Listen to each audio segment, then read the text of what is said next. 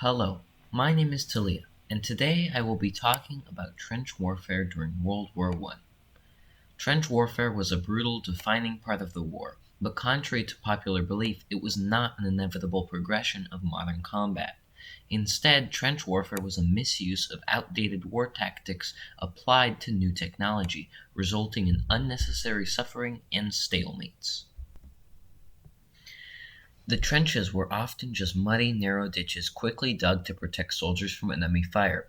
They were usually around 8 feet deep and a couple feet wide, just enough to fit a person. They were dirty, wet, and cramped, creating the perfect breeding ground for diseases and lice. And since they didn't build the trenches with plumbing, it wasn't uncommon for soldiers to be knee deep in water and fecal matter for days at a time.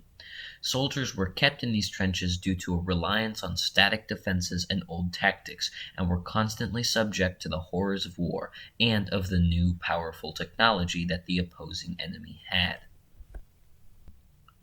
Besides the usual munitions, the enemy would often have modern, much more powerful weapons, such as machine guns or artillery, which made offensive maneuvering pretty much impossible.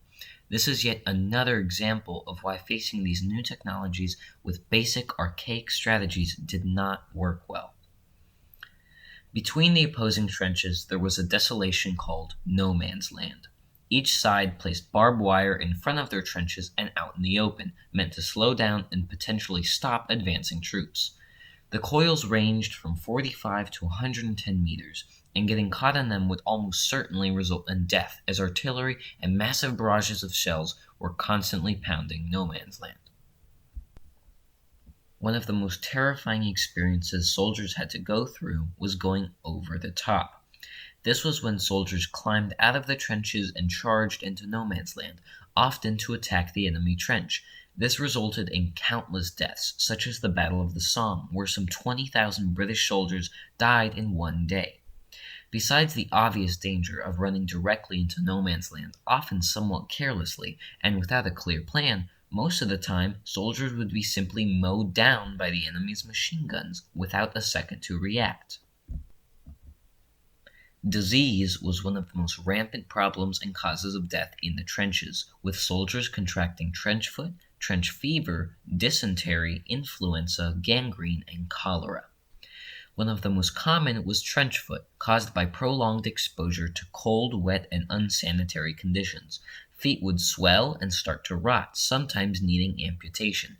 In severe cases, it could lead to gangrene, a deadly disease. Shell shock, now recognized as PTSD, is a condition caused by constant shelling, fear, and the horrors of war.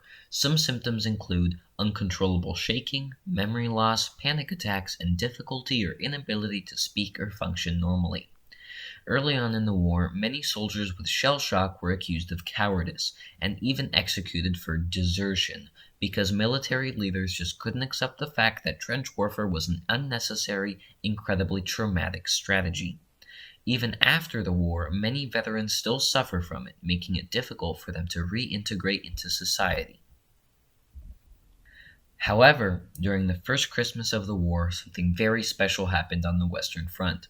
On Christmas Eve, some soldiers put down their weapons and met in no man's land to sing Christmas carols and even give each other gifts.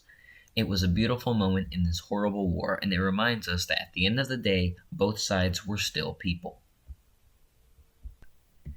Thank you, and I hope you have learned something about trench warfare and why it was an archaic, unnecessary part of the war. Have a nice day.